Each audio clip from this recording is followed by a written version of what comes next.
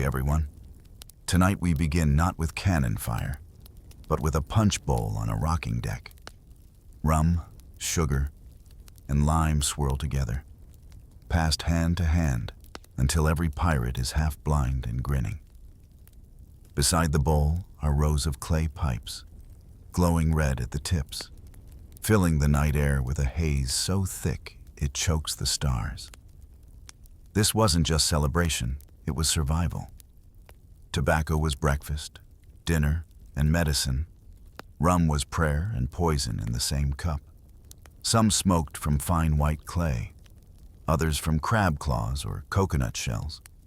Spider fangs scraped out pipe bowls, while laudanum liquid opium waited in the captain's chest for those too wounded to scream.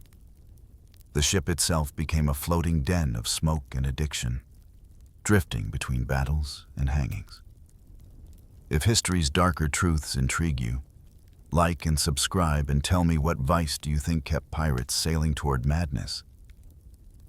You are there, standing on the rocking deck, a world away from the soft glow of distant shore lights, if any existed at all. The air, thick with the heavy perfume of tobacco and the sweet, cloying tang of rum, wraps around you like a second skin. It is midnight in the Caribbean, yet the ship's deck, far from being a place of quiet slumber, has transformed into a living, breathing smokehouse. Clouds of vapor curl upwards, twisting and mingling with the ocean spray, momentarily obscuring the sparse, weary stars above. You can almost taste the very air, a potent blend that both invigorates and sedates. Around you, pirates, their faces illuminated by the shifting firelight of pipes and the dull gleam of the moon, are gathered. Their bodies sway with the ship's gentle undulations, a rhythmic dance to the unseen currents below. The focus of their shared attention, a vast punch bowl, sits at the center of their gathering. Within its depths, rum, sugar, and the sharp zest of lime swirl together, a potent concoction that some here drink with a reverence usually reserved for the most sacred of rituals. Each gulp feels like an affirmation, a shared communion, as if this potent brew were the very lifeblood of their wild, untamed existence. With every swallow of the sweet, burning punch, a cloud of smoke is exhaled from a clay pipe held between calloused fingers. It is a synchronized, almost unconscious act, a ritual born of necessity and hardened habit. This isn't mere indulgence. It is a collective madness, a slow, deliberate surrender to oblivion. You watch as a man, his eyes already glazed with intoxication, takes a long draw from his pipe, then another deep draught from the bowl. His laughter, a rough, guttural sound, mingles with the creaks of the ship and the gentle lapping of waves against the hull. In this haze of inebriation, the line between friend and foe, between ally and adversary, blurs. It's said that in these moments, on these nights, pirates could tell a trusted mate from a dangerous stranger by the sheer density and character of their smoke clouds. A thick, steady plume might signify a seasoned hand, a known quantity, while a nervous, wispy trail could betray an outsider. A soul not yet initiated into the ship's peculiar rhythms of self-destruction. You can almost feel the weight of this knowledge, this unspoken language of vice, pressing down on the swirling air. This mass ceremony, as it could be called, is a peculiar form of battle, one fought not with cutlasses and cannons, but with the insidious weapons of rum and tobacco. It is, in its own way, deadlier than any skirmish on the open sea. Imagine, if you will, being blackout drunk, barely able to stand, on a ship laden with powder magazines and heavy cannons. Each movement a potential disaster. The humor, if it can be called that, is grim. A dark chuckle whispered on the wind.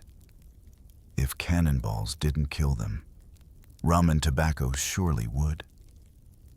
And as you observe this scene, the slow, rhythmic cadence of their shared vice, you understand the bitter truth of that jest. It is a slow, self-inflicted siege. A quiet war waged against their own bodies and minds, under the vast, uncaring canopy of the Caribbean night. The gentle rocking of the ship, the steady rhythm of their breathing, the distant murmur of the sea, all lull you into a state where the lines between pleasure and peril become indistinguishably entwined. The sun, when it finally breaks the horizon, casts a harsh, unforgiving light on the lingering haze of the previous night. Yet, even in the new day, the need for tobacco remains, a constant, low thrum beneath the surface of pirate life. You learn quickly that this leafy vice, often derided by those ashore, was remarkably cheap in the New World. It was promoted, curiously enough, as a miracle cure for toothaches, a convenient medicinal veneer for a burgeoning habit.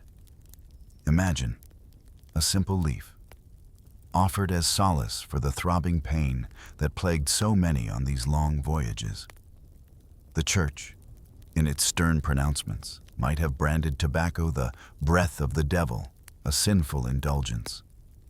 But to a pirate, adrift on the vast expanse of the ocean, it was simply breakfast, lunch, and dinner. You see how captains, pragmatic and often cruel, would issue tobacco rations in lieu of adequate food. The logic was brutally simple, a testament to the harsh realities of their existence. Better lung cancer later than starving now. It was a slow poison, yes, but one that offered immediate, if fleeting, comfort, staving off the gnawing hunger and the creeping despair that could easily consume a man.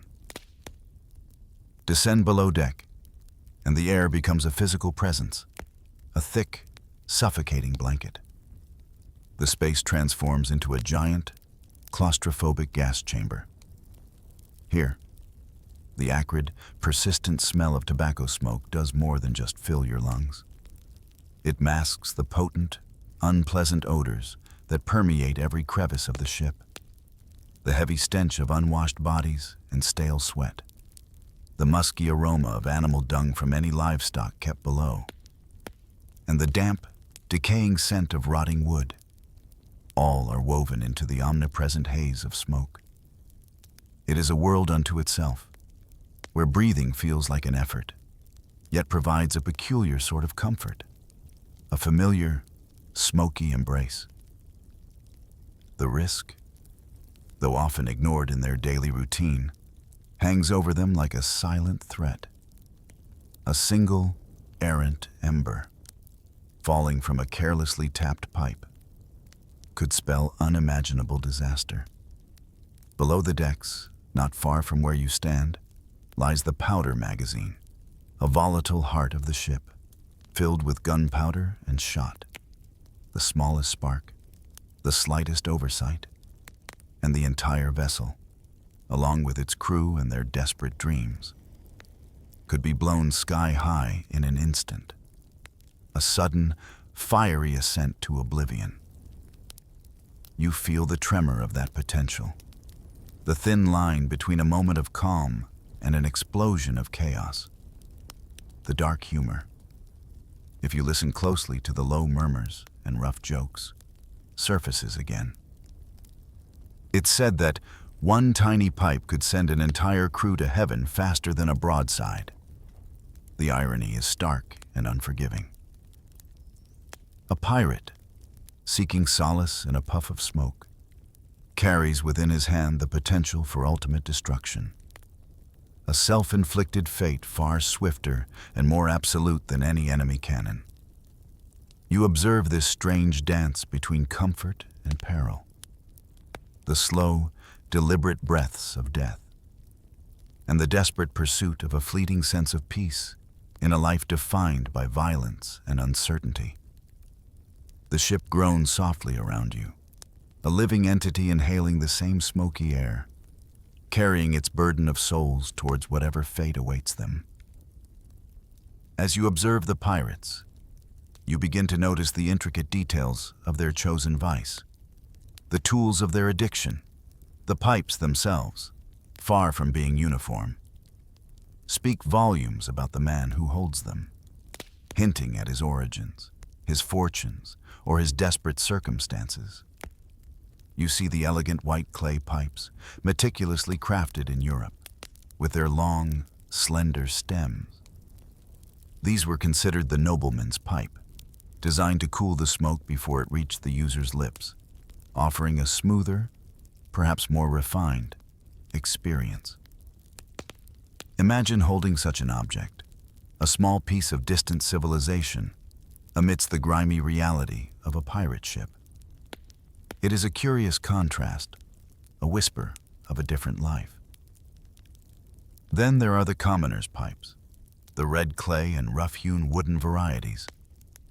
These are short, blunt, and less forgiving, delivering a harsh, biting smoke that scratches at the throat.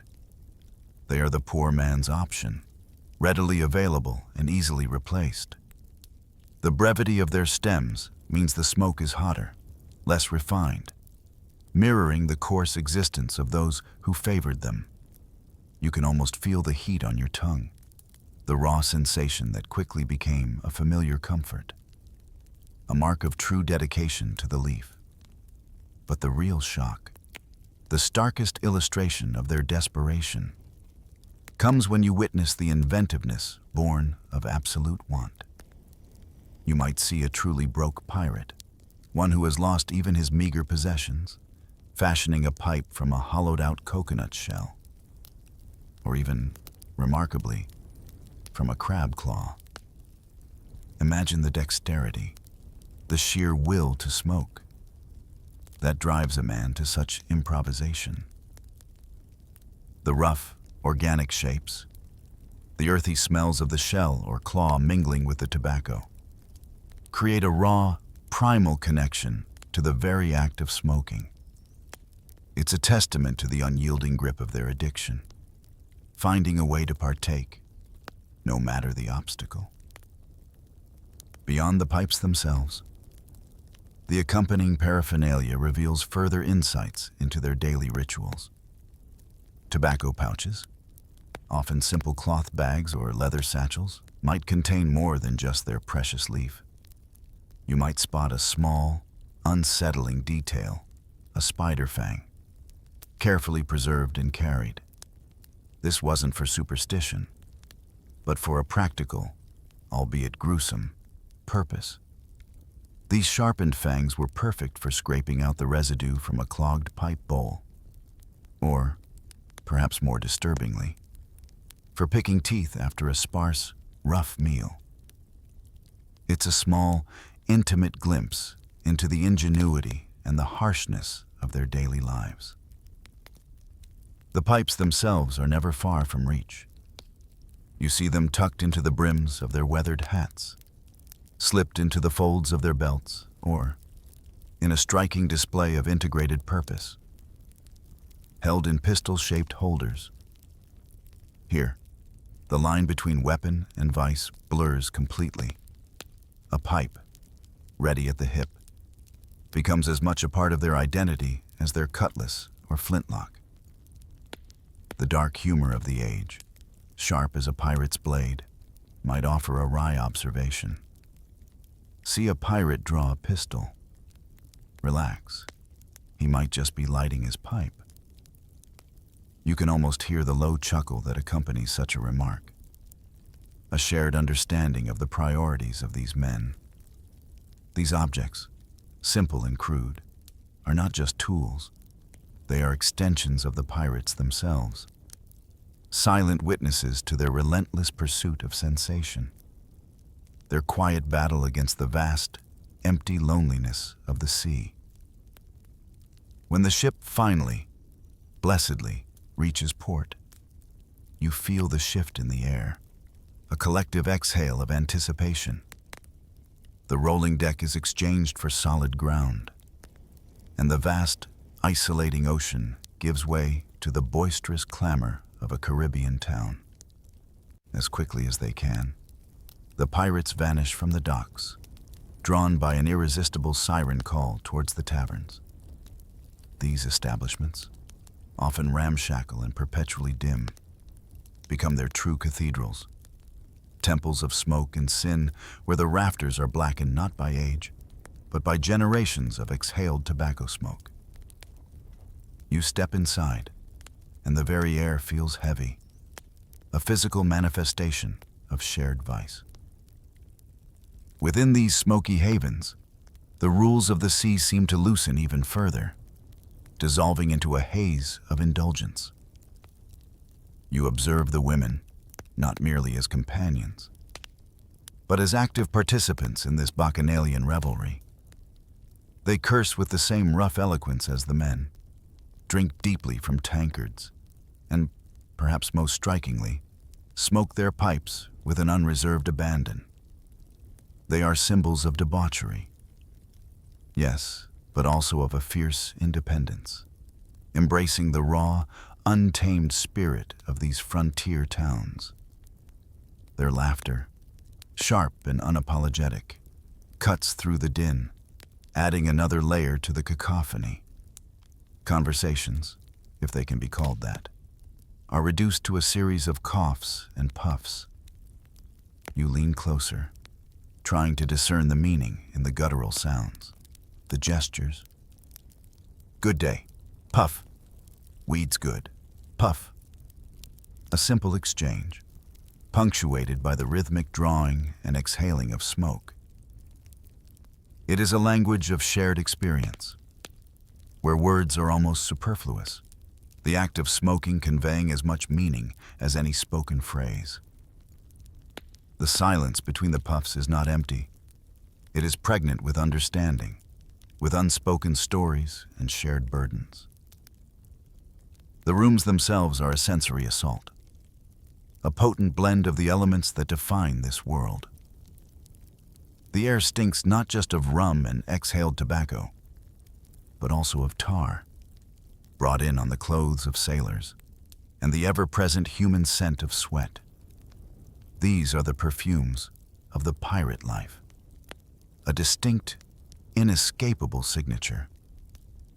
You feel the stickiness underfoot, the rough texture of the wooden tables worn smooth by countless elbows and spilled drinks. Every surface seems to hum with the lingering vibrations of past revelries, of countless tales spun and forgotten. These taverns, far from being mere drinking holes, truly serve as the spiritual centers of pirate existence. Here, under one smoke-filled roof, you find the complete spectrum of their desires and their transgressions, the pursuit of sex, the numbing embrace of drugs, the fiery comfort of rum, and the pervasive solace of tobacco. It is a place where boundaries dissolve, where inhibitions are shed like old skins. The dark humor of the time, ever present, offers a wry commentary on this inversion of morality. Why pray in church when the tavern already damns your soul for free? You realize that for these men and women, salvation and damnation are not found in distant heavens, but in the immediate, intoxicating haze of the present moment, a fleeting respite from the unforgiving realities of their lives. The reach of addiction, you come to understand, extends far beyond the confines of a pirate ship or a bustling tavern. Its insidious tendrils grasp at men and women even when freedom is stripped away, even when hope itself seems a distant dream. Imagine, if you will, the notorious Newgate prison in London, a place of despair and degradation. You can almost feel the chill of its stone walls, the pervasive dampness that clings to everything. And here, too, the air is not just thick with the stench of sweat and human misery, but also permeated by the acrid, familiar scent of tobacco. It is a constant, tangible presence, a shared currency of suffering. Inside, the prices for this precious leaf are monstrously gouged by the jailers, who exploit the desperation of their captives. A small pouch, a single pipeful, becomes an exorbitant luxury, yet one that prisoners will pay almost any price to obtain. You observe the female prisoners, their faces etched with hardship, their spirits not entirely broken.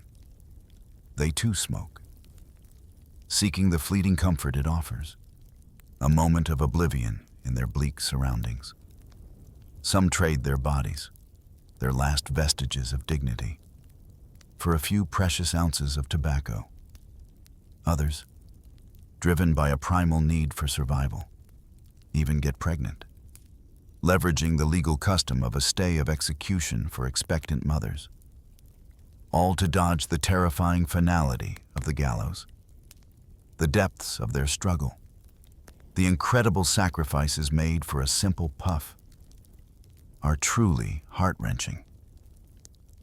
Now, shift your perspective to an even more desolate fate, a marooned pirate, abandoned on a deserted island, the sun beating down mercilessly, the vast, empty ocean stretching endlessly before him. In such dire circumstances, when life itself hangs by a thread, you might expect every thought to be focused on survival, on food, on water. Yet, in many accounts, these desperate souls clung to their pipe and pouch as if they were lifelines, as crucial as any fresh water or salvaged provisions. The act of smoking, the familiar ritual, offered a psychological anchor, a tiny, defiant act of normalcy in a world stripped bare of everything else. Consider the legendary figure of Alexander Selkirk, the real-life inspiration for Robinson Crusoe, who spent over 4 years alone on an uninhabited island. His story, a testament to human resilience, often overlooks a critical detail he survived, in part with his pipe and tobacco. Imagine the quiet solitude, the endless days and nights, punctuated by the simple act of lighting his pipe, watching the smoke curl upwards, a solitary signal of his continued existence. It was a ritual that connected him to his past, to humanity, to a comfort that transcended the immediate need for sustenance. When supplies ran out, as they inevitably did, the desperation of these abandoned buccaneers knew no bounds. Some, driven by the unyielding craving, would resort to smoking wild sage, or whatever dried, leafy plant they could find, using the ubiquitous crab claws as makeshift pipes. You can almost taste the bitter, unfamiliar smoke, the faint hope that it might offer some semblance of the real thing, some small respite from the crushing weight of loneliness and hunger. The dark humor, a grim whisper carried on the sea breeze, resurfaces again, even abandoned to die. A pirate's last priority was one more puff. It's a chilling reminder of the profound power of addiction, an invisible chain that binds men even in the face of absolute freedom. You begin to understand that tobacco, for the pirate, was far more than a simple indulgence. It was a potent form of currency, a spiritual narcotic, and, paradoxically, a symbol of both destruction and creation. Unlike other forms of loot, which might be hoarded or sold for profit, tobacco was rarely treated as a commodity to be traded for gold or silver in large quantities. Instead, when a cache of tobacco was seized, it was almost immediately split among the crew, each man taking his share to feed the insatiable hunger of his own addiction. You witness this division, not as an act of greed, but of urgent, personal need. Stealing tobacco, therefore, was not merely theft. It was considered an act of stealing survival itself, a direct threat to a man's comfort and perhaps even his sanity. The historical impact of this pirate-fueled craving stretches far beyond the rocking decks and smoky taverns.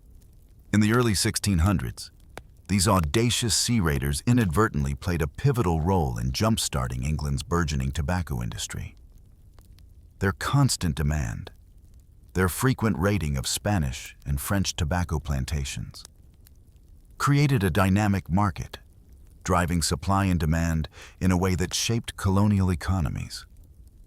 You can almost trace the lines of trade, from the sun-drenched fields of the New World, through the hands of pirates, to the eager markets of Europe.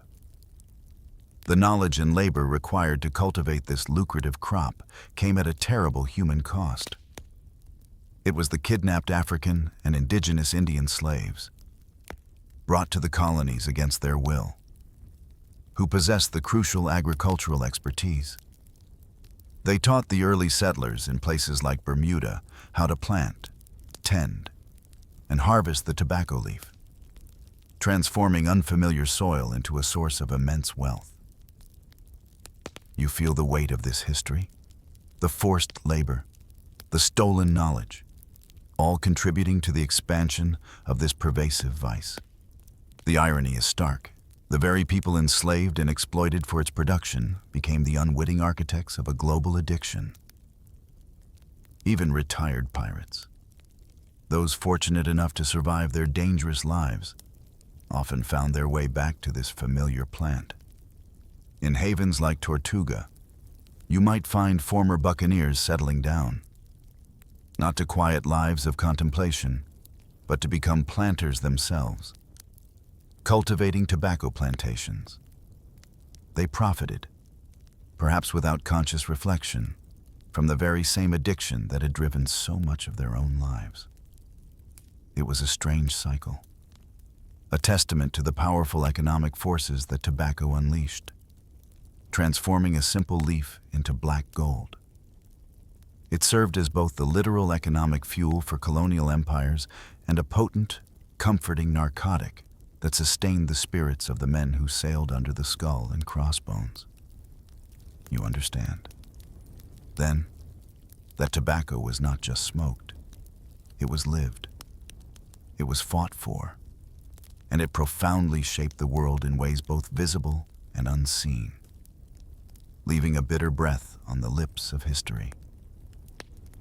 Beyond the ever-present haze of rum and tobacco, you discover a darker, more insidious substance that occasionally crossed the pirates' paths: opium. Originating in distant lands like India, Malaysia, and Southeast Asia, this potent drug was a valuable commodity, often looted during raids on merchant ships. Yet, curiously, you learn that pirates themselves rarely used it for recreational purposes. Its raw, unrefined form was less appealing to their direct, visceral tastes for rum and tobacco. Instead, it was most often resold, a profitable item in the burgeoning global black market, finding its way into the hands of Dutch and English traders who were already deeply entangled in the drug's addictive embrace. However, opium did have a crucial, albeit hidden, role aboard the pirate vessels. You might find it tucked away in the captain's medicine chest, a carefully guarded secret, not in its raw form, but as laudanum, liquid opium, suspended in alcohol. Imagine this concoction, a dark, viscous fluid, a powerful blend of two potent sedatives. It was the captain's ultimate remedy, a last resort in the face of unimaginable pain. Laudanum was employed to ease the agony of severe wounds, to sedate the most agitated patients, or to plunge the sick and feverish into a long, often risky sleep.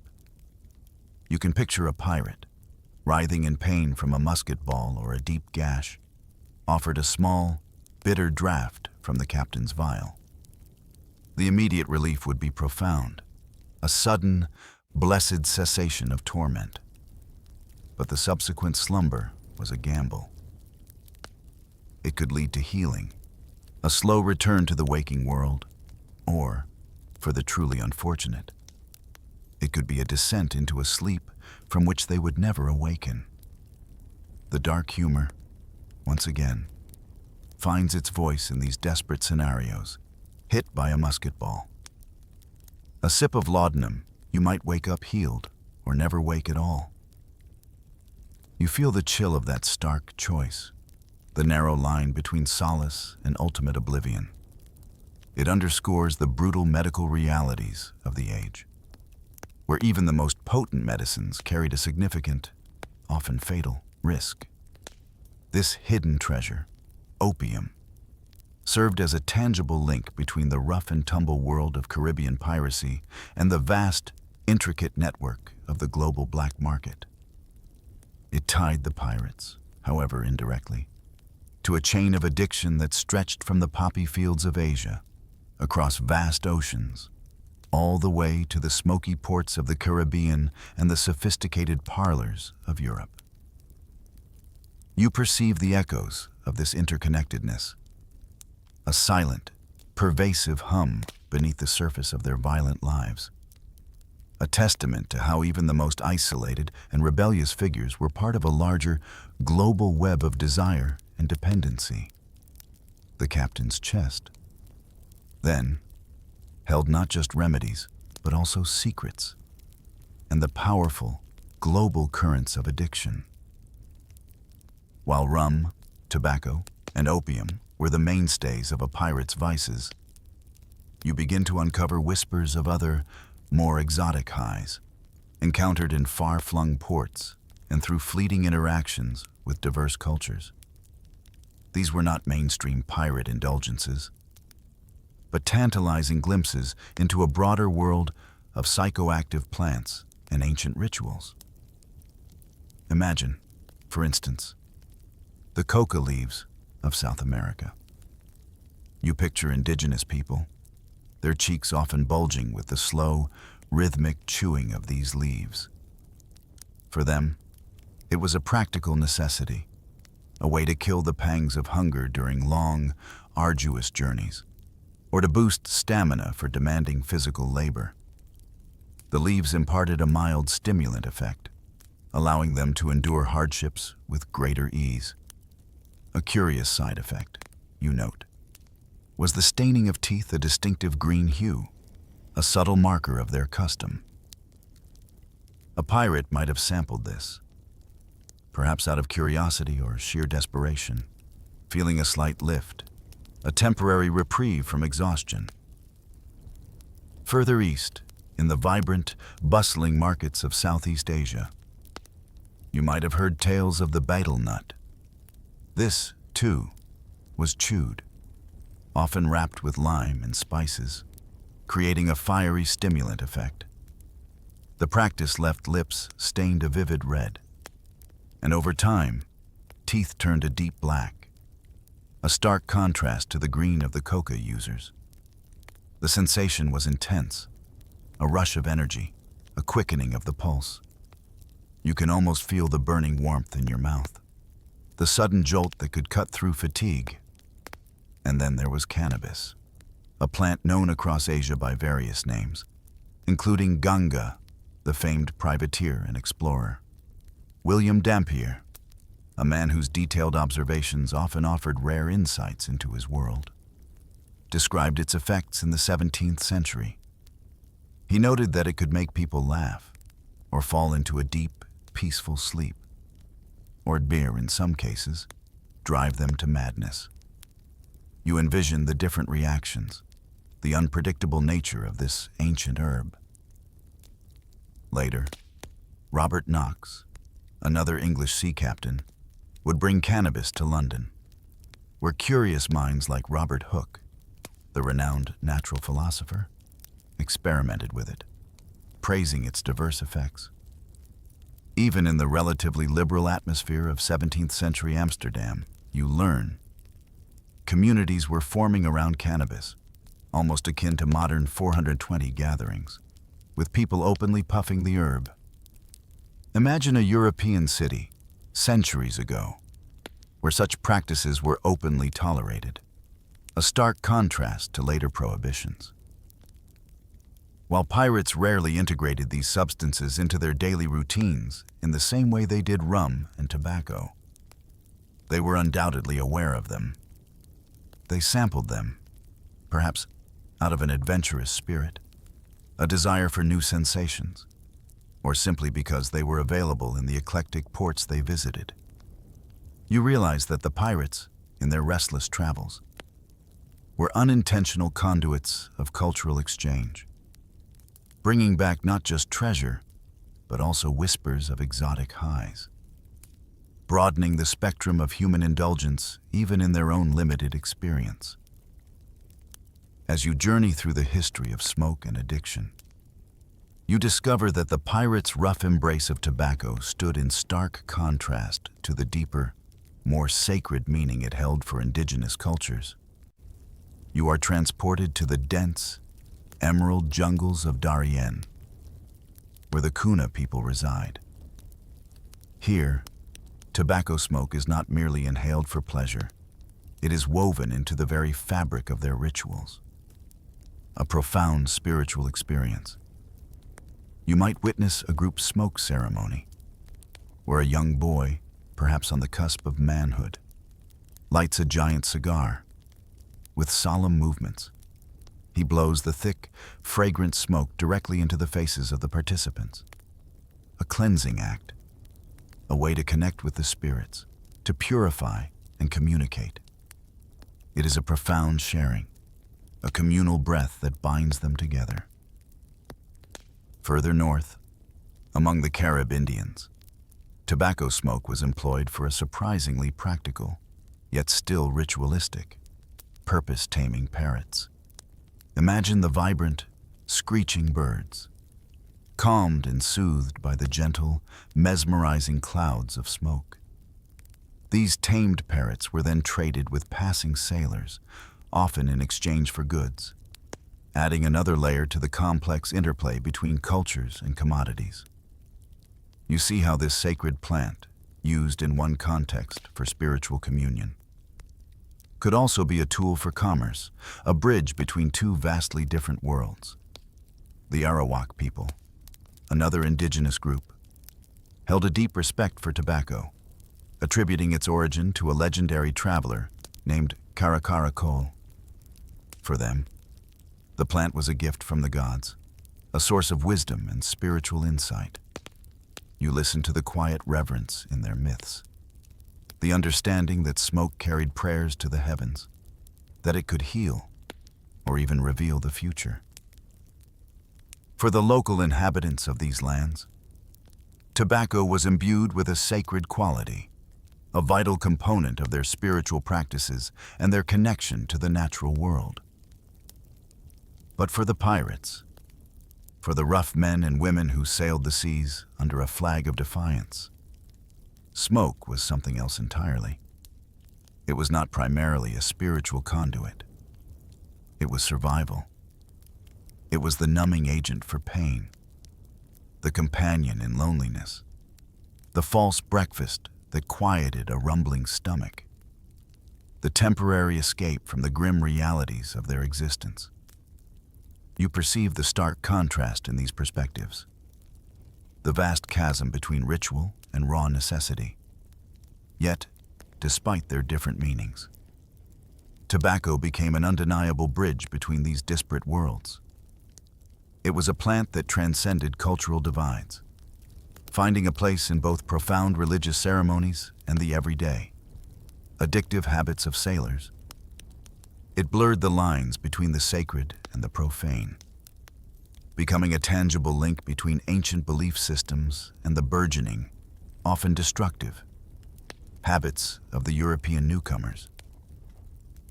The dark humor, a final, poignant observation.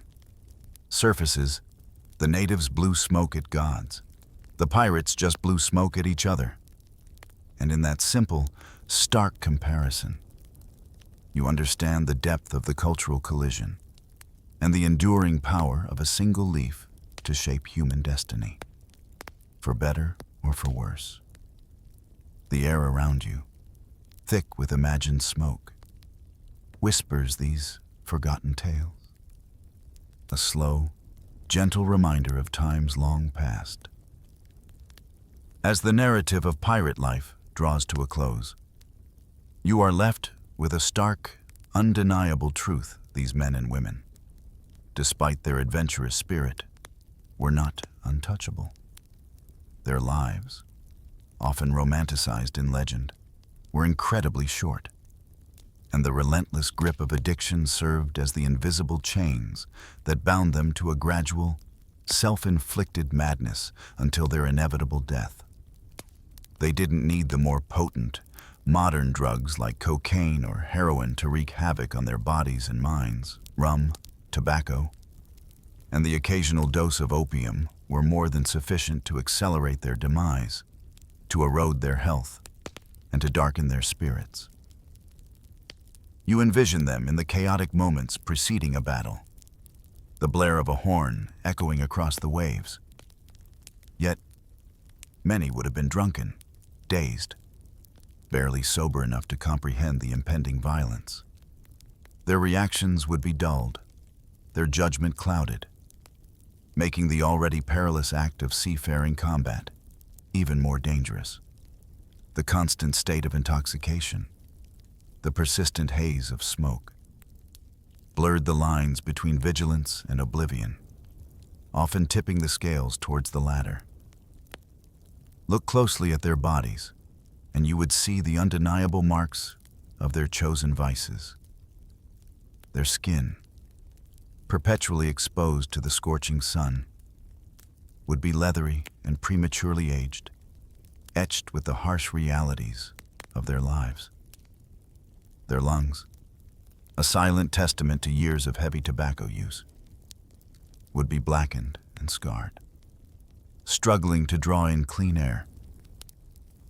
Their teeth, ravaged by poor diet and constant exposure to sugar-laden rum and pipe smoke, would be rotting, often mere stumps in their mouths, and their breath, a constant reminder of their habits, would smell like a chimney, a potent mixture of stale smoke and fermented spirits.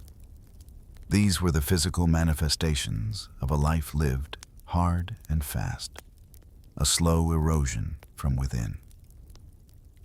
Their ships, those floating bastions of freedom and rebellion, often devolved into something far more desolate, floating opium dens, drifting languidly across the vast, uncaring expanse of the Atlantic.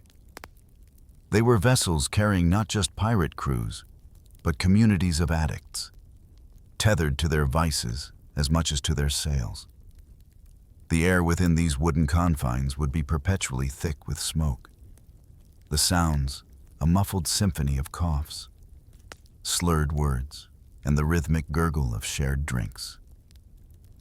The final image that lingers, a potent and somber conclusion, is a poignant one.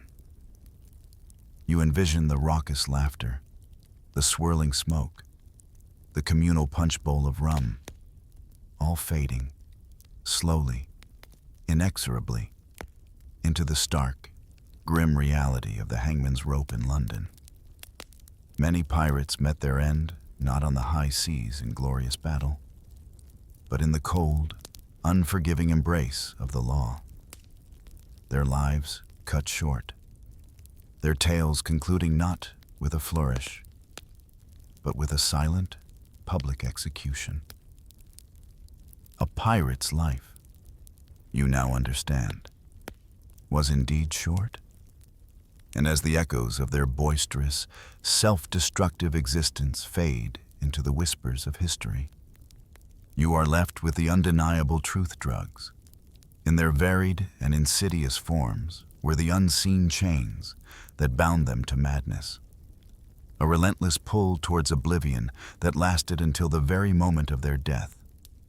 And perhaps, as the sea continues its endless song, the ghosts of their choices still linger on the wind. You are there, standing on the rough, salt-encrusted deck of a pirate ship. The vast, inky expanse of the open ocean stretches endlessly around you. The moon, a silver coin in a sky dusted with stars, casts a pale, ethereal glow over the restless waves. A profound stillness settles, broken only by the rhythmic creak of the timbers and the soft sigh of the wind through the rigging. But even in this quietude, a different kind of enemy lurks, more insidious and often more deadly than any cannonball. It is the cold, an invisible assailant that seeps into your bones, whispering promises of a slow, creeping slumber from which there is no awakening. You feel it now, that subtle, persistent chill that bites at your exposed skin, even through your layers of clothing. The air itself seems to carry a heavy dampness, clinging to everything, a constant reminder of the ocean's indifferent power. On these frigid nights, far from the sun-drenched shores of popular imagination, you learn quickly that fear isn't solely reserved for the roar of naval guns or the glint of a cutlass. No. Here, on the boundless sea, the true terror is the silent descent into hypothermia. You observe your shipmates, their faces etched with a weary determination, their breath clouding in the icy air like fleeting ghosts. Their hands, once nimble and strong, now move with a hesitant stiffness, each task becoming a monumental effort against the relentless numbing. Imagine, if you will, the insidious progression. First, a shivering you try to suppress, a desperate attempt by your body to generate warmth. Then, a dullness begins to creep into your fingertips, then your toes, a loss of sensation that feels almost alien. Your movements, once sharp and decisive, become slow, ponderous, like a body moving through thick mud.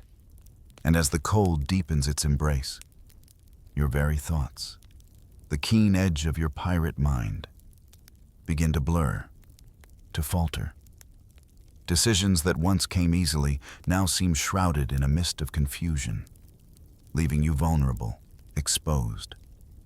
This is the creeping death, far more merciless than any musket ball, because it disarms you from within, stripping away your strength, your wit, your very will, leaving you helpless against any foe, human or natural. The seasoned captain, a man whose eyes hold the wisdom of countless sunrises and perilous storms, knows this truth in his very marrow. He understands that warmth is not a luxury, not a comfort to be enjoyed, but an absolute necessity for survival. Without it, these sturdy wooden vessels, designed for adventure and plunder, transform into floating coffins, drifting on the unforgiving currents, their crews succumbing one by one to the silent chill.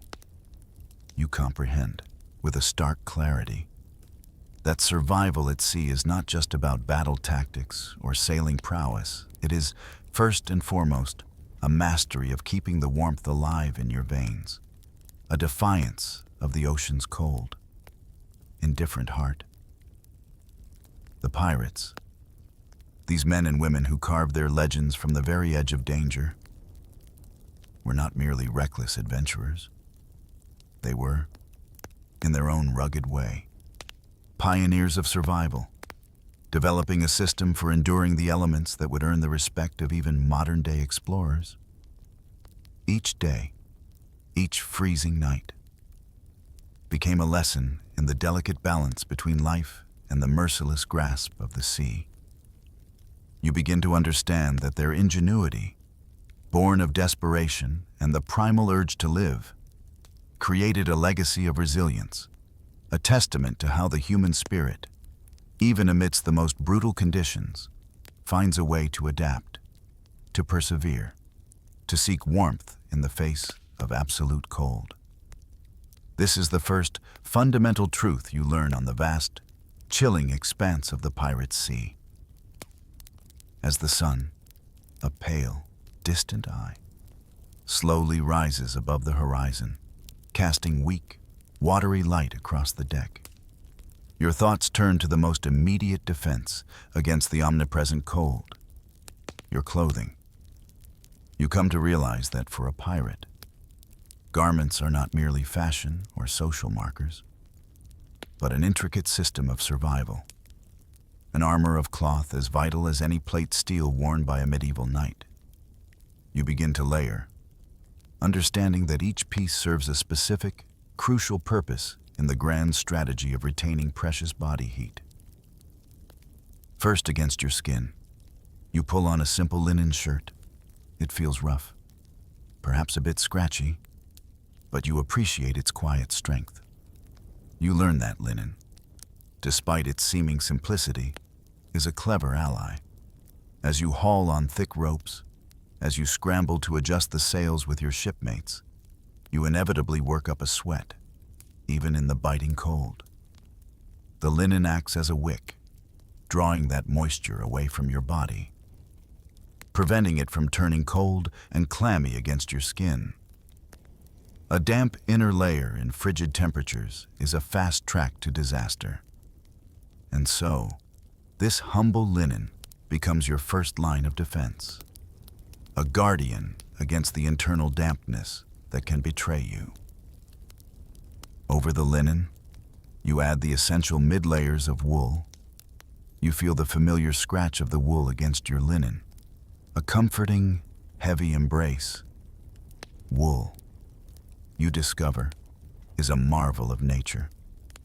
Even when drenched with sea spray or caught in an unexpected downpour, it retains an astonishing ability to trap heat.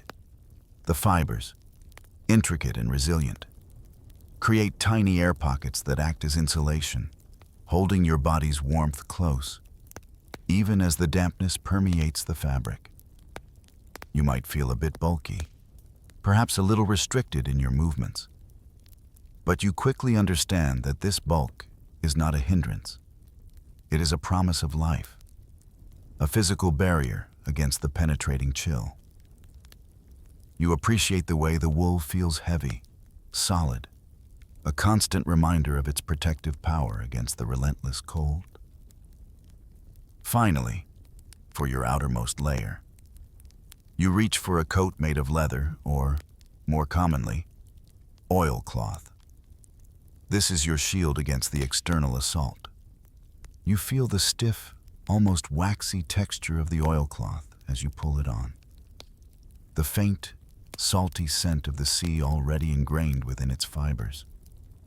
This coat is designed to be your bulwark, repelling the biting wind that howls across the waves, cutting through your other layers with an icy precision. It also deflects the constant, stinging spray of the ocean, keeping the inner layers as dry as possible, a critical factor when every ounce of retained warmth counts. The sheer bulk of this final layer, its weight and stiffness, makes you feel like a robust, somewhat cumbersome figure. But you know, with the certainty of experience, that this appearance is deceptive. It is not about looking sleek or agile.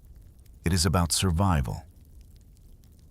Below deck, in the dim, lantern-lit confines of the ship, you see the ingenious adaptation of clotheslines strung between the hammocks and beams. Here, away from the lashing storms and the damp, salty air of the deck, garments are hung to dry. The air, though still cool, is drier, more sheltered, allowing the precious linen and wool to slowly release their moisture. You hear the soft, rustling sound of drying fabric as you move through the crowded space. A subtle symphony of survival. Every stolen uniform, every salvaged piece of fabric, is treated with the reverence of a treasure. For these woven defenses are often more valuable than any chest of doubloons.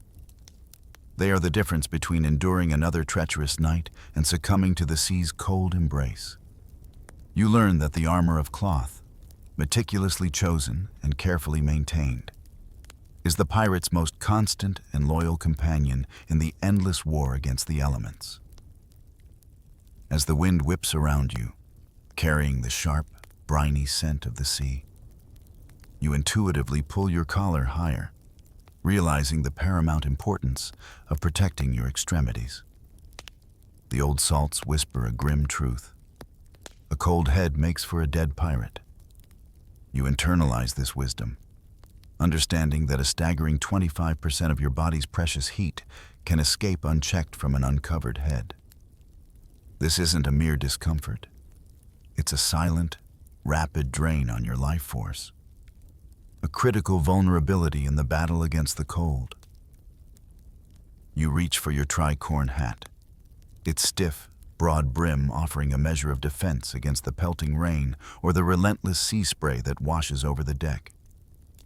But beneath it, for true warmth, you wear a snug wool cap, perhaps even a bandana wrapped tightly around your ears and forehead. You feel the soft, reassuring pressure of the wool, a small barrier against the biting wind that seems intent on stealing every molecule of warmth from your scalp. The cap is a simple thing, often patched and worn, but its value is incalculable. It guards those vital points, preserving the warmth that keeps your mind sharp, your body responsive. Your gaze then falls to your feet, often cold and perpetually damp. Here, you discover, socks become a commodity as precious as any gold doubloon. You recall the stories, hushed conversations among the crew, of how on captured ships, the chests of warm, sturdy socks were sometimes plundered even before the glittering coins or the gleaming jewels. This speaks volumes about the priorities forged in the crucible of the cold sea. You might possess a motley collection, some thick wool, others thin cotton, all gathered from different voyages and various unfortunate merchants. You learn to stuff your boots with whatever insulating material you can find, often straw or even dried grass, creating a crude but effective barrier against the damp, frigid deck. And in the harshest conditions, you resort to wearing pairs upon pairs, creating a layered cocoon for your feet, feeling the awkward bulk but reveling in the comparative warmth it provides. Each step feels a little heavier, a little less nimble, but your toes, surprisingly, remain shielded from the worst of the chill. Then there are your hands, perpetually busy, perpetually exposed. You observe the crude mittens worn by your shipmates, often fashioned from scraps of canvas or thick wool, stitched together with rough thread. You feel the awkwardness of your own pair, perhaps a bit stiff, making delicate tasks cumbersome. But their protection is undeniable. Sometimes, in a desperate measure, these mittens are greased with whale oil or animal fat, a thick, sticky layer that offers an additional barrier against the penetrating moisture and cold. You feel the strange, oily residue on your fingers, a sensation that is far from pleasant. But you understand its purpose. It's a raw, primal defense, a testament to the lengths one must go to maintain the use of these essential tools. Without warm, functional hands, you cannot hoist a sail, you cannot wield a cutlass, you cannot even hold a hot meal. These extremities, your head, your feet, your hands, are the battlegrounds where the war against the cold is most fiercely fought. You understand that protecting them is not just about avoiding discomfort. It is about maintaining your very ability to function, to fight, to survive. Every cap, every sock, every greased mitten becomes a small, individual victory against the relentless forces of nature, allowing you to endure another day, another freezing night, on the vast, indifferent expanse of the ocean. The cry of "sail ho" brings a sudden jolt of adrenaline, a break in the monotonous rhythm of the waves. As your ship closes in on its target, you find yourself not just anticipating the glint of gold or the shimmer of jewels, but also, with a pragmatic urgency, the promise of warmth for you and for every pirate who has shivered through countless nights. Military uniforms become more than just spoils of war. They are vital survival trophies, offering a superior defense against the elements than much of what you might have cobbled together. You remember the thrill of boarding a British Navy vessel, not just for its cargo, but for the heavy, woolen coats worn by its crew. You recall the weight and thickness of such a coat as you pull it on, feeling its generous cut and the deep nap of the wool. These weren't just standard issue. They were engineered for the harsh realities of naval life, designed to resist both the brutal cold of the North Atlantic and the constant, chilling spray that lashed across the decks. You appreciate how the dense weave seems to shrug off the moisture, how it traps your body heat with an efficiency that your own patchwork garments could never truly match. It's a tangible upgrade, a significant improvement in your personal defense against the elements. And then there are the boots. You eye the sturdy, naval boots, often lined with thick wool and crafted from robust leather. You can almost feel the dry warmth they promise compared to your own, often damp, straw-filled footwear. These boots, once belonging to a king's sailor, now become coveted prizes, protecting your feet with a superior craftsmanship that speaks of an empire's resources. To claim a pair is to claim a small, but significant victory over the cold, a comforting embrace for your perpetually chilled feet. As you gaze at your reflection in a polished brass piece, you notice the curious patchwork of your attire. Perhaps a Spanish sleeve peeks out from beneath a heavy French coat, topped by an English tricorn hat. You chuckle softly at the thought of it. Such a fashion faux pas would be unthinkable on land, a source of ridicule in any civilized port. But here, on the open sea, such distinctions are utterly meaningless. The conflicting insignias, the mismatched colors and styles, simply blend into a practical, utilitarian whole. What truly matters is the functionality, the warmth it provides, the quiet reassurance that your fingers will not freeze to the ropes, that your ears will not ache with the biting wind. You understand deeply that survival on these treacherous waters transcends any national flag stitched into stolen fabric. The allegiance here is not to a king or a country, but to the warmth in your veins, to the beating of your own heart.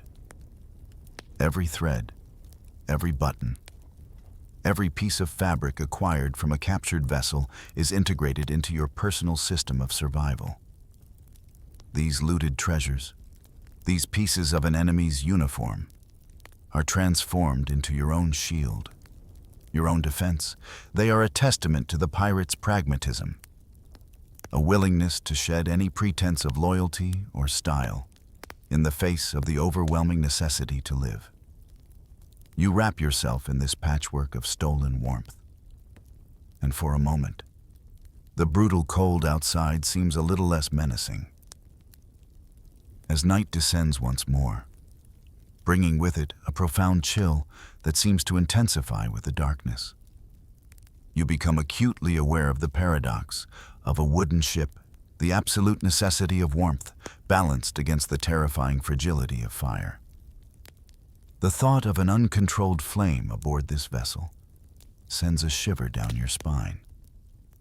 Colder than any ocean breeze, a fire on a wooden ship, far from any shore, means instant, inevitable death. Yet, warmth is not an option, it is an imperative. This drives an extraordinary ingenuity among the crew, a quiet brilliance in seeking heat without risking the ultimate destruction. You watch as a shipmate, with practiced ease, tends to a small, metal container. This is one of the brazier boxes, a clever invention of necessity. It's a sturdy metal box, perhaps 2 feet long and a foot wide, with a tightly fitting lid and carefully placed vents that allow just enough air for a small, smoldering fire to survive, but not enough to ignite the surrounding wood. You feel the faint warmth radiating from it, a precious, localized heat that slowly permeates the small, partitioned space below deck. It's a constant vigil, ensuring the embers remain contained, a testament to the meticulous care required to coax heat from such a dangerous source. The faint smell of wood smoke, subtle and contained, provides a tiny comfort, a reminder of the controlled warmth it offers. Lanterns, often thought of simply as sources of light, take on a dual purpose. You see them hanging throughout the lower decks, their flickering flames casting dancing shadows, but also radiating a modest, localized heat. Sailors rotate, huddled around a particularly bright lantern, their calloused hands cupped around the glass, absorbing every precious degree of warmth. You feel the dry warmth against your skin, a welcome contrast to the damp cold of the air. It's a small comfort, but in the depths of a freezing night, every degree makes a profound difference.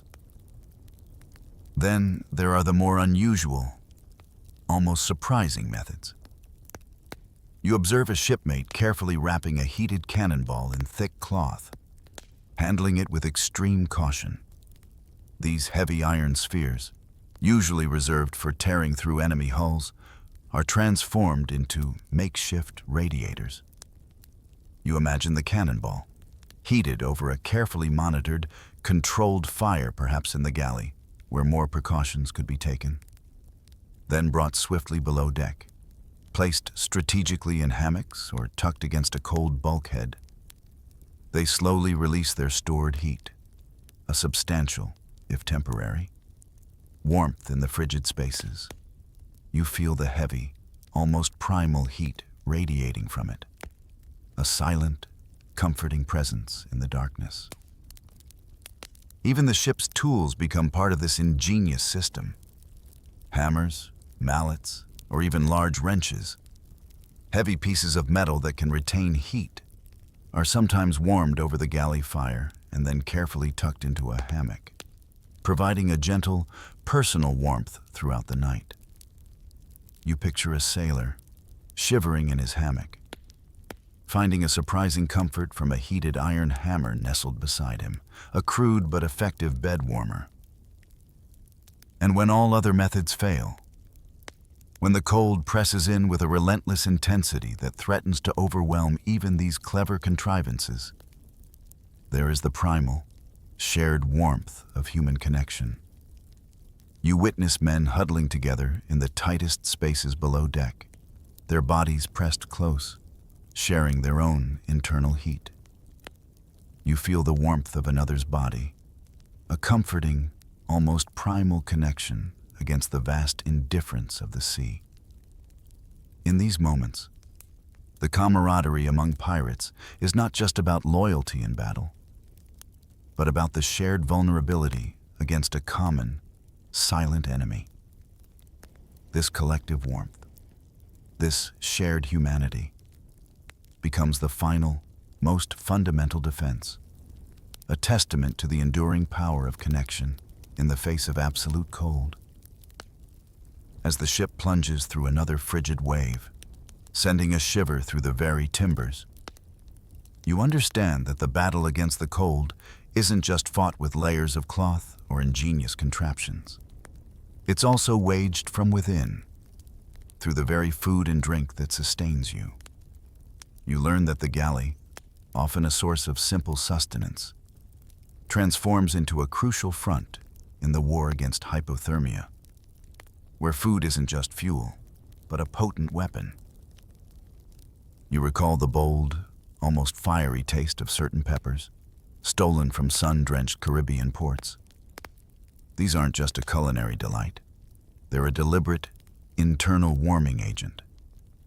As you chew on a piece, you feel a distinct heat blossoming in your mouth, then spreading through your chest, a real, tangible warmth radiating through your blood. It's not just a sensation. It's your body's response, a minor dilation of blood vessels that brings a comforting flush to your skin. These hot peppers, despite their tropical origins, become a secret weapon against the northern chill, a brief, internal summer in the midst of a freezing winter night. Salted meat, a staple of any long voyage, takes on a new significance. You chew slowly on the tough, briny strips, understanding that each bite provides more than just sustenance. It's a concentrated source of protein, and your body, in its relentless quest for warmth, becomes a furnace, burning this protein for metabolic heat. It's a slow, steady burn, a consistent internal fire that helps to maintain your core temperature even when the external world is freezing. The effort of chewing, the satisfaction of a full belly, all contribute to this internal warming, a quiet rebellion against the biting cold.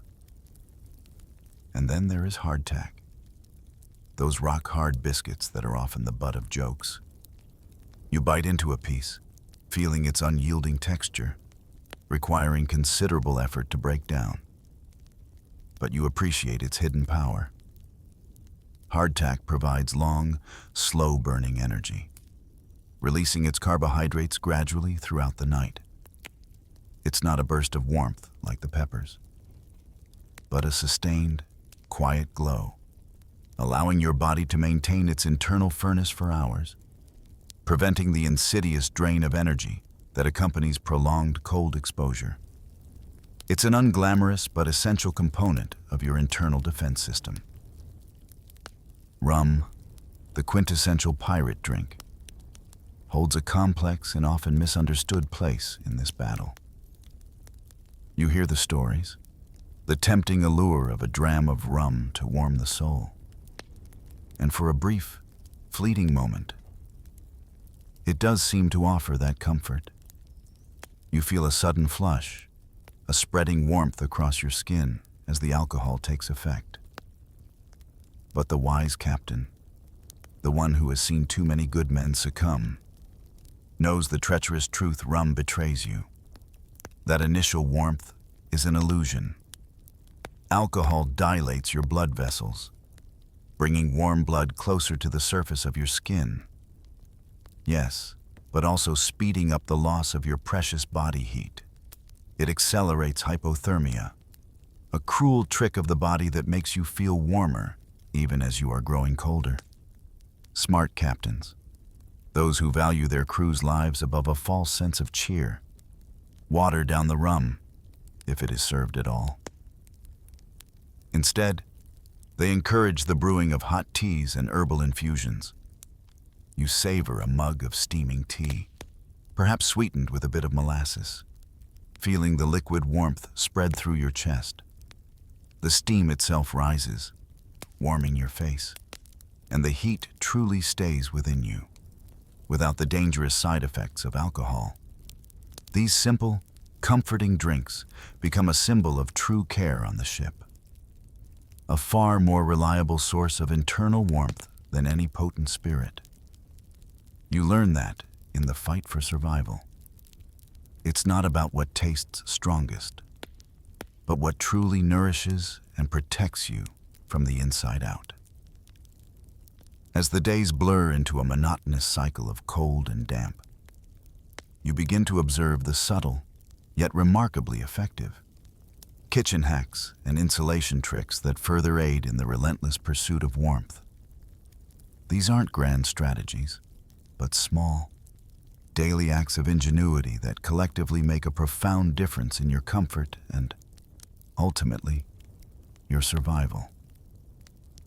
You watch as a shipmate, before dipping his spoon into a communal pot of stew, holds it briefly over a lantern flame, warming the metal.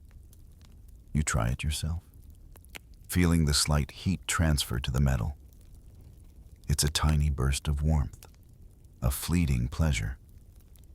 But as the warm spoon touches your lips, carrying the first mouthful of hot food, it adds a small, delightful shock of heat, enhancing the overall warming experience. It's a simple gesture, yet it speaks volumes about the meticulous attention paid to even the smallest details in the fight against the cold. Every calorie, every degree of warmth is cherished. Beyond the immediate moment of eating, you notice how food is kept warm, even partially cooked, using body heat. You might wrap a portion of your rations, a hard biscuit, a piece of salted fish in a cloth, and tuck it into your clothing, perhaps against your chest or beneath your arm. You feel the slow transfer of your own body heat, gently warming the food, making it more palatable and easier to digest later. It's a subtle form of mobile insulation, carrying a small, personal reservoir of warmth with you. Below deck, the concept of insulation is taken to new, often luxurious, heights, rugs, heavy furs plundered from merchant vessels, or even stolen tapestries that once adorned grand manor walls, are repurposed. You see them tacked or hung against the raw wooden bulkheads of the cabins, especially in the captain's quarters or the more sheltered areas. These ornate fabrics, with their thick weaves and dense fibers, act as a crucial barrier, trapping pockets of air and preventing the biting cold from seeping directly through the thin wooden planks of the ship's hull. You run your hand over the intricate pattern of a tapestry, feeling its unexpected thickness, a silent testament to its newfound, vital purpose. The ship no longer feels like an empty shell, but a living, breathing, insulated haven. The crew, through sheer observation and trial and error, has also mapped out the warm zones of the ship. You instinctively gravitate towards these areas. The galley, with its constant, if carefully controlled, fire for cooking, is always a prized spot. Below deck, further from the open air, offers more shelter. And surprisingly, areas near the ship's ballast heavy stones or sand in the lower hold tend to retain a more stable temperature, shielded by the sheer mass of the ship itself. You learn where to stand, where to sleep, where to seek refuge when the cold becomes unbearable, moving with a practiced grace towards these pockets of relative warmth. To further maximize heat retention, even the smallest spaces are partitioned. Canvas or sailcloth is strung to create smaller, more enclosed sleeping quarters or common areas below deck.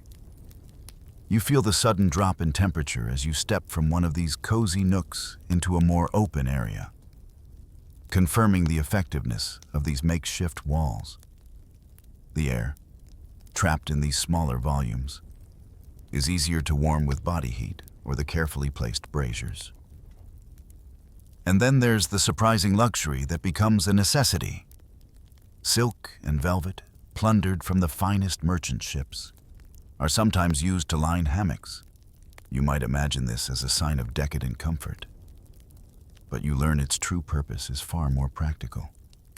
These fine fabrics, with their smooth, dense weaves, are excellent insulators.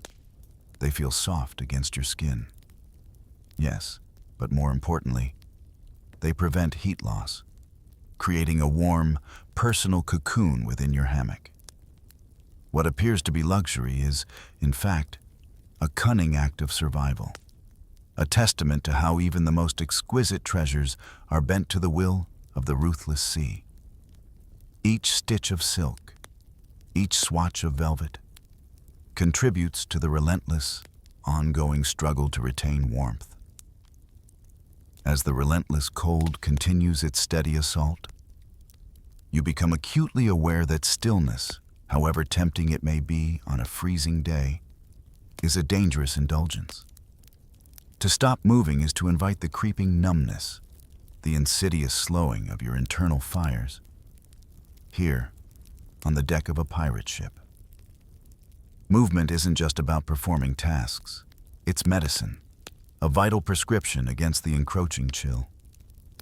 Your very body becomes a heat-generating engine, and in action, a silent killer. You observe the constant activity around you, a choreographed dance against the elements, hoisting sails, a task that demands immense strength and coordination, becomes a furious burst of activity. You feel the ropes bite into your hands, the strain in your muscles as you pull. But more importantly, you feel the sudden surge of warmth spreading through your limbs. Your breath comes out in ragged clouds. Your heart pounds, but the blood is pumping, bringing vital heat to every extremity. It's arduous labor, but it is also a powerful, immediate antidote to the cold. Climbing the rigging, scaling the slippery, ice-kissed shrouds to adjust a sail or scan the horizon is another intense burst of motion. You grip the icy ropes, your feet finding purchase on the tarred lines, your muscles burning with effort. The wind whips past you, but the exertion creates an internal fire, pushing back against the external chill. And scrubbing decks, a mundane chore, is transformed into a vigorous, full-body workout. You grasp the stiff brush, your back bent, scrubbing with a fierce determination that is as much about generating heat as it is about cleanliness. The rhythmic motion, the constant use of your large muscle groups, keeps the blood circulating, keeps the cold at bay. Sometimes, you notice the captain, a shrewd observer of his crew's well-being, ordering seemingly unnecessary drills. Sails are raised and lowered repeatedly, perhaps without a clear navigational purpose, purely to warm the men. You might grumble under your breath at the seemingly pointless exertion, but then you feel the warmth building, dispelling the deep-seated chill, and you understand the captain's unspoken wisdom. These are not just drills, they are forced exercises in survival, a clever way to keep the crew from succumbing to the lethal embrace of inactivity. Combat drills and sparring sessions, usually practiced for battle readiness, also double as essential survival exercises in the frigid air. You engage in a mock sword fight with a shipmate, the clash of metal on metal echoing across the deck. Your body twists and lunges, your muscles flex, and the intense physical activity generates a surprising amount of heat. Even as the cold bites at your exposed face, the core of your body warms, invigorating your senses, sharpening your movements. And when the day's tasks are done, and the mood allows, the communal spirit finds a way to transform the mundane into the life-affirming. Sea shanties, those rhythmic working songs, often devolve into stomping dances. The hornpipe hustle, a vigorous, energetic dance, becomes a powerful weapon against the cold. You join in, your feet thudding against the wooden deck, your arms swinging, your whole body moving in a communal rhythm. The collective energy, the shared effort, generates a palpable warmth, a defiant cheer against the bitter elements. Laughter, breath clouding in the air, becomes another small, precious source of heat. Even rowing the ship's longboat, a back-breaking chore, becomes a coveted task in winter.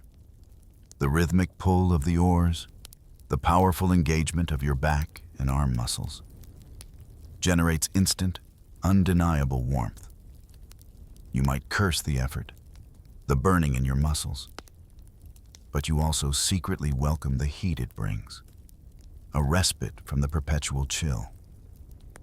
You realize that on the pirate sea, every movement, every effort, every drop of sweat is a deliberate act of defiance, a testament to the primal human need to keep the internal flame burning in the face of an indifferent and freezing world. As the biting winds intensify and the days grow shorter, painting the northern seas in hues of gray and cold, you begin to grasp a profound truth about pirate strategy, their greatest freedom. Beyond any flag or nation was the liberty to chase the sun. Unlike the rigid navies of empires, bound by patrol routes and political mandates, pirates possessed the ultimate survival tool: mobility. They could simply abandon the frigid waters and seek warmth. A strategic migration for survival that was as crucial as any battle plan. You learn that as winter's grip tightened in the northern Atlantic, raids in the sun-drenched Caribbean soared by as much as 60%. This wasn't simply about a heightened desire for plunder, though that was always a motivating factor. No. This surge was driven by a far more fundamental imperative: survival. To stay in the brutal cold of the North was to invite a slow, agonizing attrition of the crew. You hear the grim statistics whispered among the old-timers' crews that stubbornly remained in the harsher northern climes could lose 20% of their men every single winter, succumbing to illness, frostbite, or the insidious drain of hypothermia. The move south was not a luxury. It was a desperate, life-saving migration. When ashore, perhaps between raids in warmer waters or during a brief, strategic retreat from the open ocean, the hunt for warmth continued. You recall the sheer relief of finding a tavern with a roaring fire, its flickering flames casting a warm, inviting glow. Such a place, you realize, was as life-saving as any cannon in a naval engagement. The heat radiating from the hearth, the dry air, the comforting steam from a hot drink.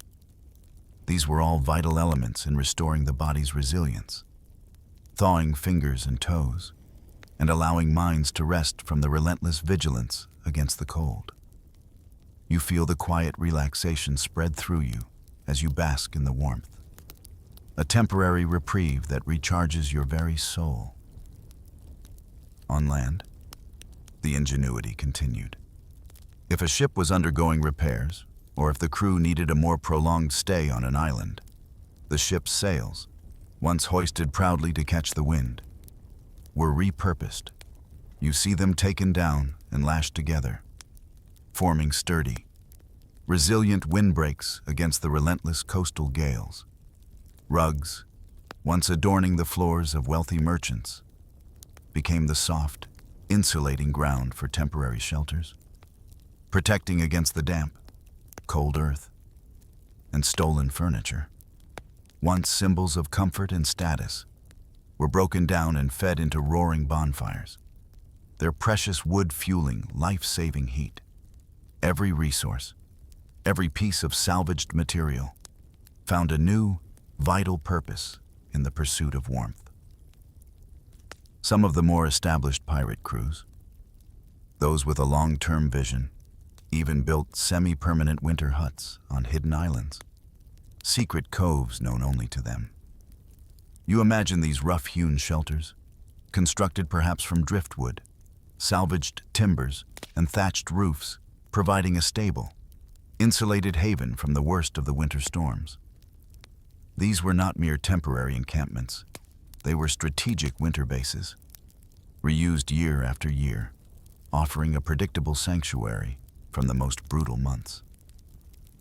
You picture a pirate returning to such a hut, finding it waiting for him, a silent promise of warmth and safety until the spring sun returned.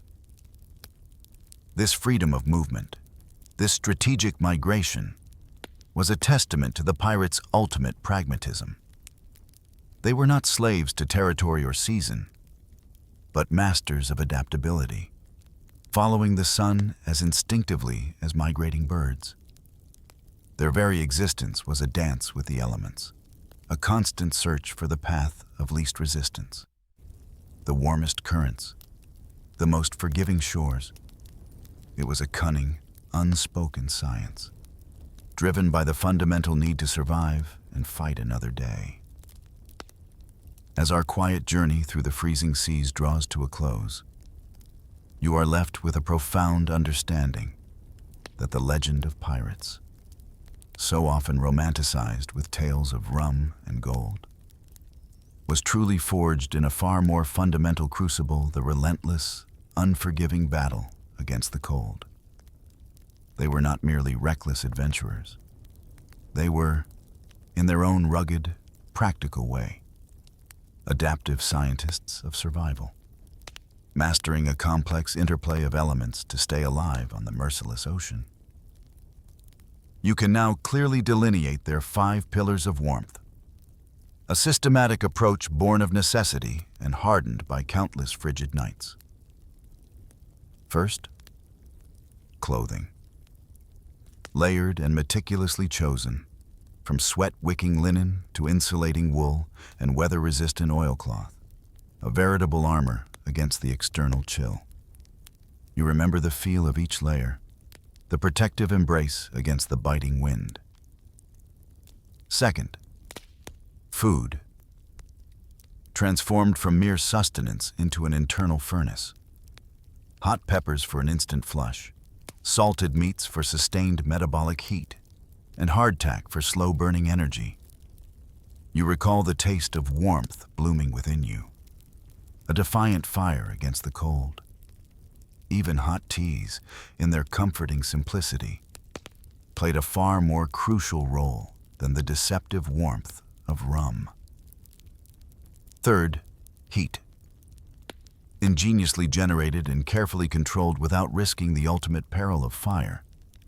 The brazier boxes, the dual-purpose lanterns, the heated cannonballs and tools, and the ultimate, most primal source of all shared body warmth. A testament to human connection in the face of adversity. You feel the memory of that gentle, radiating warmth against your skin. Fourth, movement. An essential medicine against the creeping stillness, hoisting sails, climbing rigging, scrubbing decks, even combat drills and energetic sea shanties.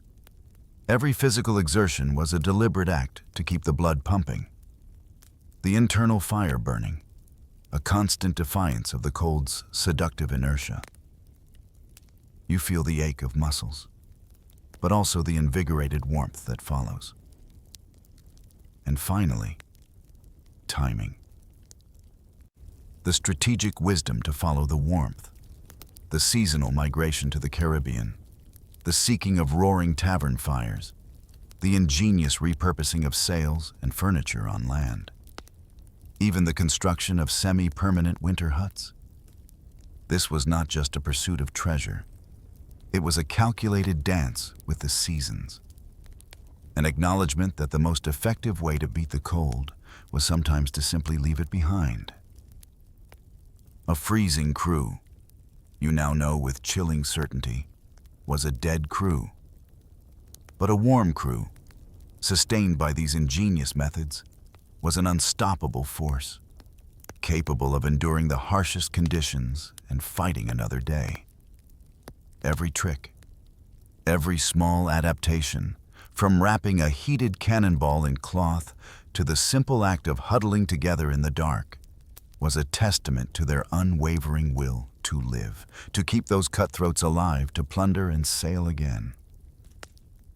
The true legacy of pirates, then, is not just etched in the annals of naval battles or buried treasure maps. It is carved into every shiver they endured, into every clever way they stole warmth from a merciless sea. It is a story of human resilience, ingenuity, and the primal drive for survival against overwhelming natural forces. As you drift now, perhaps into a gentle slumber, let the whispers of their struggle against the cold remind you of the enduring strength of the human spirit, a warmth that, even in the darkest, coldest nights, always finds a way to burn. And perhaps, somewhere across the vast, timeless ocean, the echoes of their ingenious survival still whisper on the wind, a quiet testament to their unwavering resolve.